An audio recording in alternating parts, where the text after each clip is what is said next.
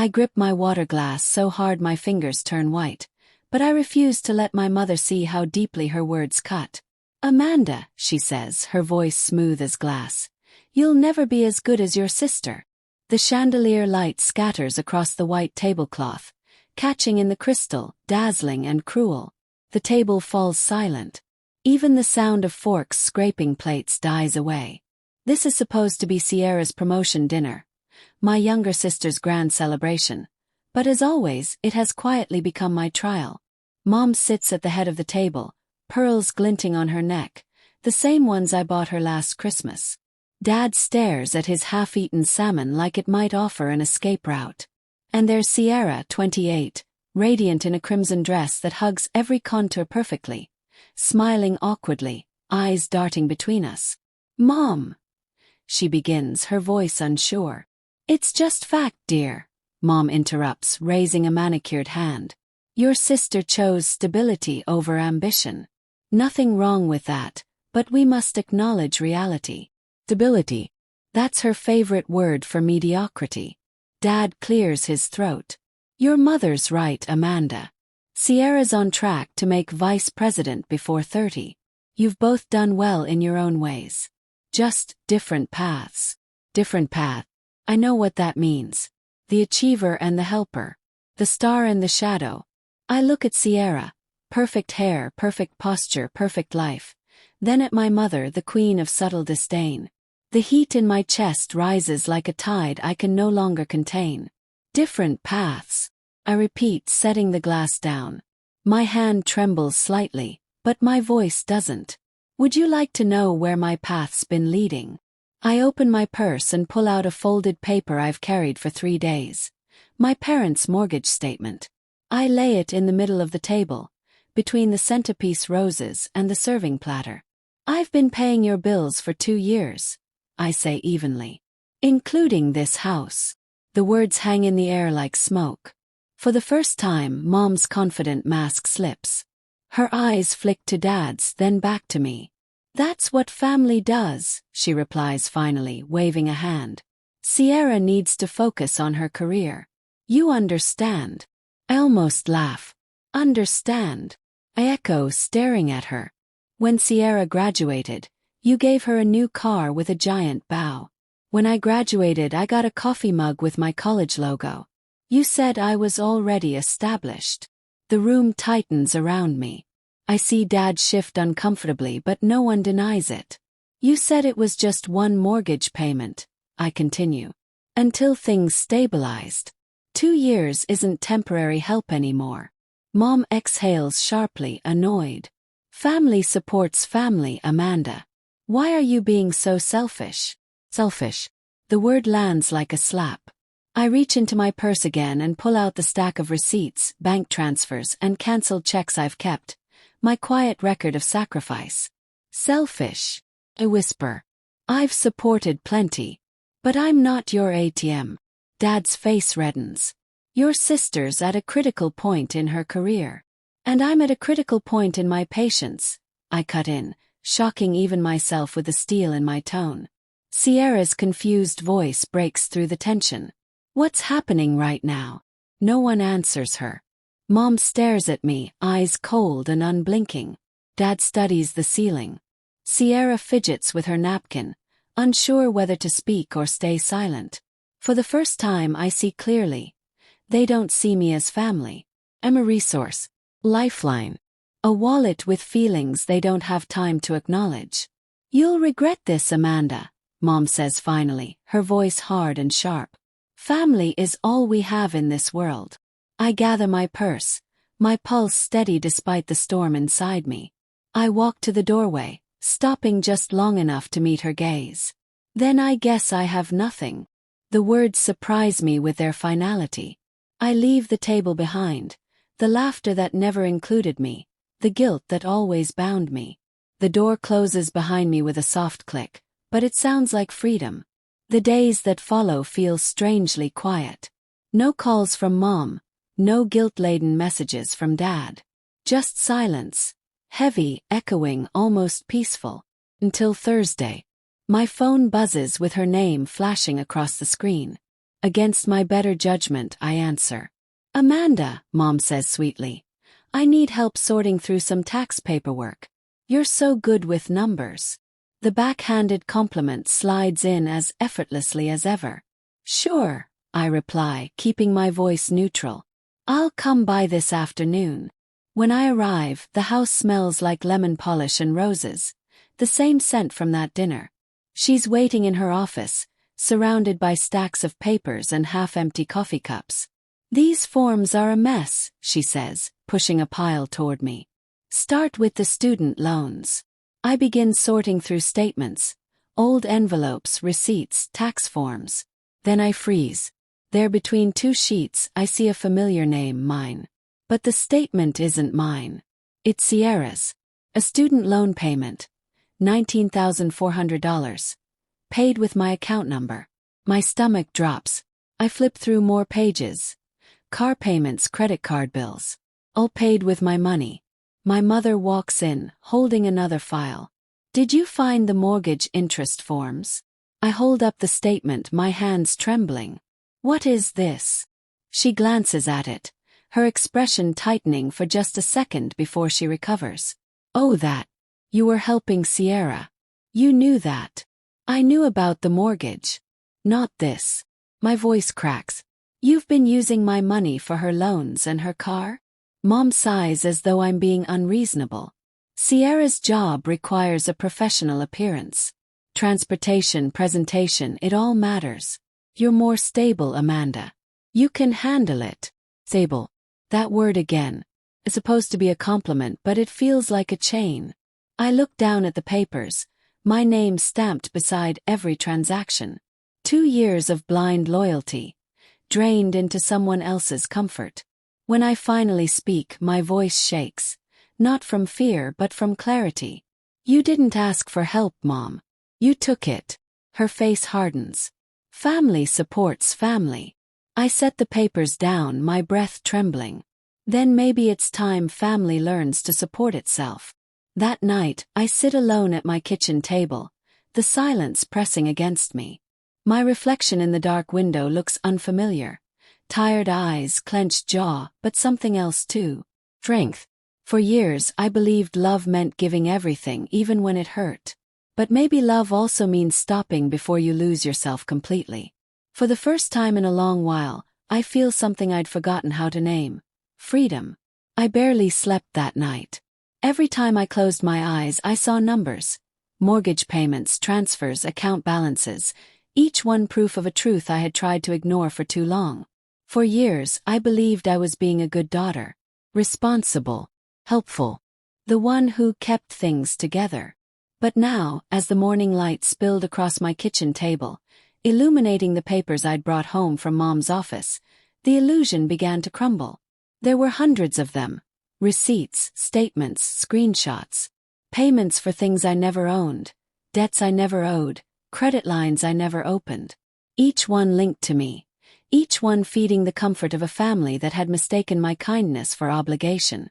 I stared at the numbers until the tears blurred them. Then I did something I hadn't done in years. I called in sick.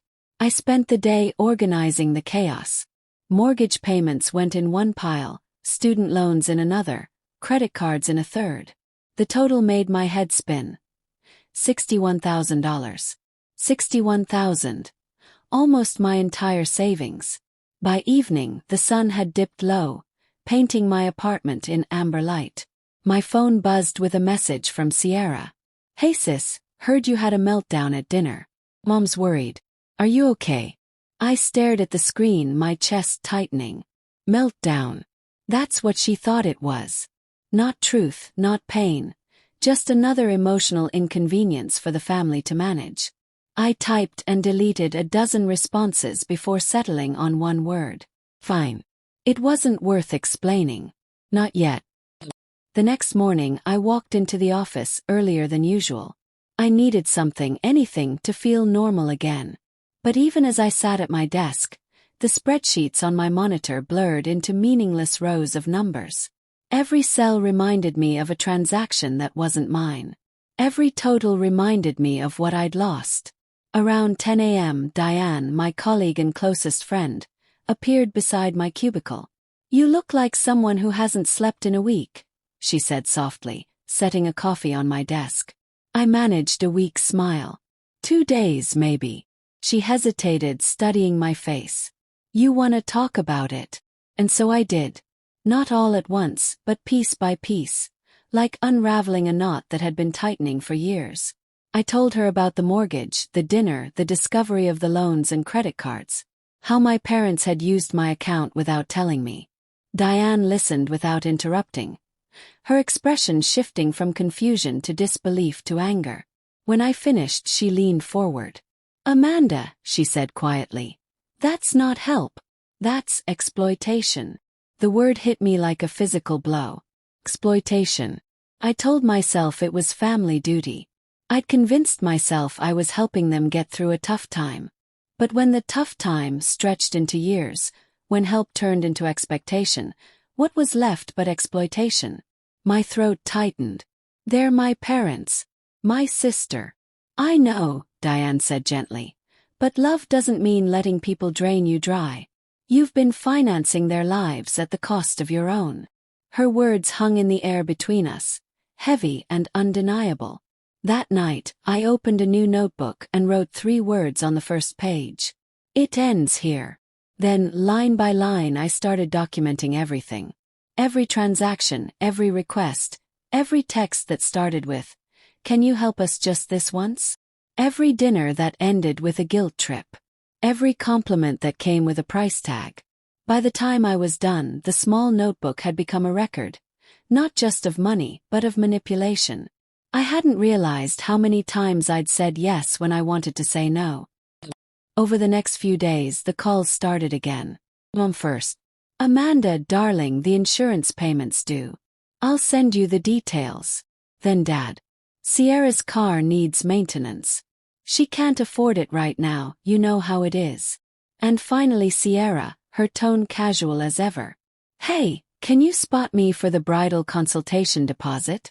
I'll pay you back next month." Each request sounded reasonable, individually harmless, but I'd finally learned to see the pattern. They weren't asking. They were expecting. When I didn't respond, Mom left a voicemail dripping with guilt. "I don't know what's gotten into you lately, Amanda. You've always been the dependable one. Don't ruin that reputation by turning your back on family." Dependable. That word used to fill me with pride. Now it made my skin crawl.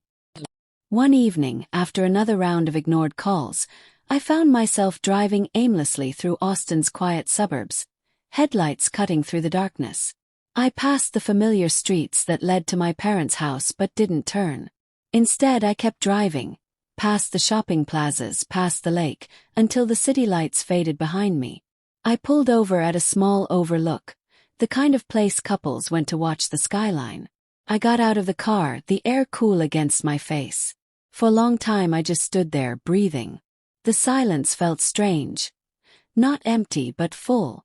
Full of everything I'd suppressed. Anger, disappointment, exhaustion. And beneath it all, a flicker of something else, resolve.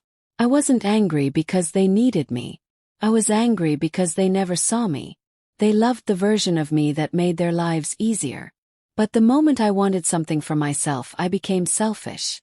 I sat back in my car and wrote a note in my journal. If love only exists when I'm useful, then it's not love. It's dependency disguised as devotion. I underlined it twice. The following Monday, Diane stopped by my desk again. "You still thinking about confronting them?" I nodded slowly. "Yeah, have to. I can't let this continue." She handed me a small binder. "Then start with this." Inside were labeled dividers and clear sleeves for each category of payment. "If you're going to face them," she said, "have receipts. People can deny words, but not numbers." Her practicality made me smile. "You're the best." I shrugged. "No, you're just finally being fair to yourself." That night, I spread everything across my dining table. Bills, transfers, statements, text screenshots. I organized each into the binder. Mortgage, student loans, car payments, Credit cards.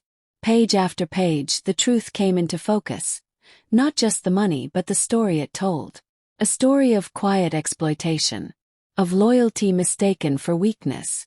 Of love measured in dollars. When I finished, I closed the binder and stared at the cover. For the first time in 2 years, I didn't feel powerless. Felt ready. The next morning, Mom called again. I almost didn't answer, but something in me wanted to hear what excuse she'd offer this time. We're having a family meeting, she said briskly. Tomorrow night. Tick sharp. Everyone's attending.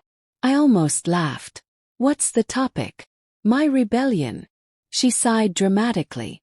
Don't be childish, Amanda. We need to discuss the mortgage payment. It didn't arrive this month. My pulse steadied. That's because I didn't send it. Then cold steel in her tone. This isn't a game. No, I said quietly. It's not. I hung up and looked at the binder sitting on my counter. Tomorrow they'd see it all. Every dollar. Every lie. Every truth I'd been too afraid to speak. And this time I wouldn't walk away empty-handed. I'd walk away free. I arrived at my parents' house 10 minutes early. The street looked the same as it always had. Neat lawns, trimmed hedges, wind chimes tinkling softly in the afternoon breeze. But tonight it felt different. Heavier. Like the air itself knew something was about to change. The front porch light flickered as I stepped up the familiar wooden steps. I could hear muffled voices inside. My mother's sharp tone, my father's low grumble, and Sierra's laughter floating somewhere in between. For a second I hesitated. Part of me wanted to turn around, drive home, and pretend none of this existed. But then I glanced at the binder clutched in my hand. My proof, my shield, and the doubt vanished. I rang the doorbell. The sound echoed like a countdown. Mom opened the door, her expression tight but polished. You're early, she said, as if that was somehow offensive. I like to be prepared, I replied, stepping past her. The living room was exactly as I remembered. Framed family portraits, floral sofa, the faint scent of lemon polish. Dad sat in his recliner, TV muted, a beer can sweating on the table beside him. Sierra was curled up on the couch, scrolling through her phone, her engagement ring glinting under the ceiling light. Hey, she said without looking up. You made it. Yeah, I said evenly. Wouldn't miss it. Mom gestured toward the armchair across from them. Sit. Let's talk like adults. I sat, binder on my lap, pulse steady. Dad started first, clearing his throat. Your mother tells me you're upset about the money situation. I raised an eyebrow. That's one way to describe it. He sighed. Amanda, we're family. Families share. You've always been the one who had things under control. We didn't think you'd mind helping a little longer. A little longer. I opened the binder and flipped to the first page. Dad, it's been 6 years. Mom frowned. You're being dramatic. Am I? I slid the binder onto the coffee table and turned it toward them. Because according to this, I tapped the page. I've paid the mortgage for 72 months, Sierra's student loans for 38, and her car payments for 24. Not to mention insurance, groceries, and vacations I never went on. Sierra looked up, her brow furrowing. Wait, what? I turned to her. You didn't know. She blinked. I thought Dad was paying that stuff. Mom shot her a warning look, but I didn't stop. No, Sierra. It was. Every check, every transfer. All from my account. Silence settled over the room like a storm cloud. Sierra's face paled. Mom. Is that true? Mom straightened in her chair. We're one family, Sierra. We help each other. Your sister has always been generous. Generous, said my voice breaking. You stole from me. You used my name, my account, my trust. You didn't ask, you expected. Dad slammed his beer onto the table. Watch your tone. No, I stood, finally letting years of silence break. For once, you're going to listen. All my life I've done what you asked. Paid your bills, fixed your problems, carried your weight. You said it was love. But it wasn't love. It was control. Mom's face flushed. You're being ungrateful. We raised you. We sacrificed for you. I met her gaze. And I paid you back, every cent and more. But that's the thing about love, Mom. It's not supposed to have a balance sheet. Sierra looked between us, tears forming. I didn't know, she whispered. I swear I didn't. I softened a little. I believe you. But now you do. Dad stood, towering over me. You think you're better than us because you have a good job and a fancy degree? You'd have nothing if it weren't for this family. My voice came out calm, too calm. You're right, Dad. Have nothing. And that's exactly what you left me with. He froze. I pointed to the binder. $61,000. That's what your love has cost me. The words hung in the air, raw and final. For a long moment no one spoke. Even the clock on the wall seemed to pause. Then, quietly, another voice broke the silence. Maybe it's time you all stop pretending. We all turned. Uncle Frank stood in the doorway, his silver hair glinting in the light. He must have slipped in through the back. He'd texted earlier saying he might drop by, but I hadn't expected it. Mom bristled. Frank, this is a private family matter. He crossed his arms. Then maybe it's time your private matters see some daylight. I exhaled shakily. You knew. He nodded.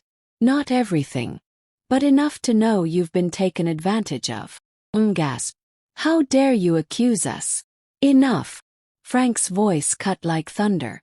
Amanda's been keeping you afloat for years. You don't get to guilt her for finally standing up for herself. Dad looked ready to explode, but Uncle Frank didn't flinch. You should be proud of her, he said firmly. She learned to stand tall in a house that tried to make her kneel. I swallowed hard, tears burning the back of my eyes. Mom folded her arms, voice trembling. So what now? You're just going to abandon us. I met her eyes. No, Mom. I'm going to stop abandoning myself. Sierra stood slowly, her voice barely above a whisper. Amanda, I don't want your money. I never did. I just wanted to belong. I looked at her, really looked at her, and saw the girl she used to be before all of this. Then stop letting them define belonging by what we can give. She nodded, wiping her tears. I will. The argument fizzled into silence. Dad sank back into his chair, staring at the muted TV. Mom just sat there, eyes glossy, lost somewhere between anger and shame. I gathered my binder, tucking it under my arm. I'm not here to hurt anyone, I said softly. But I'm done paying for peace that never existed. Uncle Frank stepped forward, resting a hand on my shoulder. You did good, kid. For the first time in years I believed him. As I walked toward the door, Mom called out, her voice fragile. Amanda, who's going to take care of us now? I paused but didn't turn around. Maybe it's time you learn to take care of yourselves. Then I stepped outside into the cool night air. The door closed behind me with a soft click. Not a slam, not a fight, just closure.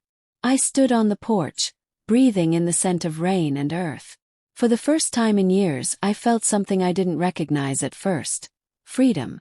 Not the loud, triumphant kind, but quiet, steady, unshakable. The kind that comes when you finally stop living for everyone else. The morning after the confrontation felt like the first sunrise after a long, unending storm. The air smelled cleaner. The world looked sharper. Even my reflection, tired, red-eyed but peaceful, felt different. I'd spent years living in quiet servitude, convincing myself that sacrifice was the price of love. But as sunlight spilled through my window that morning, I realized something simple yet profound. Freedom doesn't always come from leaving people. Sometimes it comes from finding yourself again. 4 weeks after that night, there was silence. No calls, no guilt-laden texts, no subtle emotional traps. Just silence. And strangely enough, it didn't hurt. It healed. I poured my energy back into work. Not to escape, but to rebuild. For the first time, I looked at my paychecks and felt joy, not obligation. Every dollar I saved felt like reclaiming a piece of myself. One afternoon, Diane stopped by my cubicle, waving a manila folder. Promotion list, she whispered. Guess who's on it? I blinked. Me. She grinned. Lead developer effective next month. Guess all that quiet strength finally paid off. I laughed, a real, unguarded laugh. Maybe it did. That evening I celebrated, alone by choice, at my favorite cafe. I ordered dessert without guilt, raised my coffee cup to the universe and whispered, "Here's to boundaries, the fences that protect peace." A few days later a letter arrived. The handwriting on the envelope was unmistakable, Mom's. I stared at it for a long time before opening it. Inside, the words were hesitant, almost foreign coming from her. "I don't know how to start. The house feels empty without you. I've been replaying what happened and maybe you were right. We took advantage of you, even when we told ourselves we weren't. I thought providing for Sierra made me a good mother, but maybe I just made her dependent. Maybe I made you resentful. Sorry. Dad won't say it, but he's proud of you, we both are. Sierra's been trying to get her finances in order. She wants to talk when you're ready. Love." I read it twice, then folded it neatly. It wasn't perfect. It didn't undo the past. But it was a start, a small, trembling bridge between the ruins. I didn't rush to respond. Some wounds need time before they stop bleeding. But I placed the letter in my drawer, not the trash. Because despite everything, I wanted to believe that people could change. Even if it took losing someone to learn how. A month later, I met Uncle Frank for lunch at a quiet diner by the lake. He looked at me with that familiar half-smile. "You look lighter," he said. "I feel lighter," I replied. "It's strange. I thought walking away would make me feel guilty. But it feels peaceful." He nodded, stirring his coffee. "That's because peace isn't the absence of guilt, kid. It's the presence of self-respect." I smiled softly. "I think I finally understand that." We talked for an hour. About work, the family, the little things that filled the silence between old wounds. Before leaving, he handed me a small envelope. Inside was a check. Nothing huge, but enough to surprise me. "Frank." He raised a hand. "Don't say it. Consider it an investment in your next chapter." I blinked. "Next chapter." He grinned. "You've spent your whole life funding everyone else's dreams. Maybe it's time you fund your own." That night I sat at my desk and stared at the check for a long time. Then, without hesitation, I opened my laptop and clicked Apply on a job I'd been dreaming about for years, a senior position in Seattle. 3 weeks later I was on a plane, watching the city lights fade beneath me. When I landed, it felt like breathing for the first time. The air was colder, the streets unfamiliar, the possibilities endless. I rented a small apartment overlooking the bay. Nothing fancy, just mine. Every morning I'd sip coffee by the window, watching ferries drift across the water, and remind myself, "You earned this." Months passed. I didn't cut my family off completely. I just changed the way I let them reach me. Mom and I exchanged occasional texts. Sierra called sometimes, mostly to share progress. She'd gotten a second job, started saving. The tone was different now. Grateful, not entitled. It wasn't a fairy tale ending. It was real, messy, slow, human. But that was enough. One Sunday evening, as I sat on my balcony watching the sunset bleed gold over the bay, my phone buzzed. It was Sierra. I smiled, typing back. I stared at the message for a moment, then whispered to myself, "We're finally free, both of us." As night settled, I closed my eyes and thought of the woman I used to be. The one who believed love meant always saying yes, even when it broke her. If I could speak to her now, I'd tell her this. You are not cruel for saying no.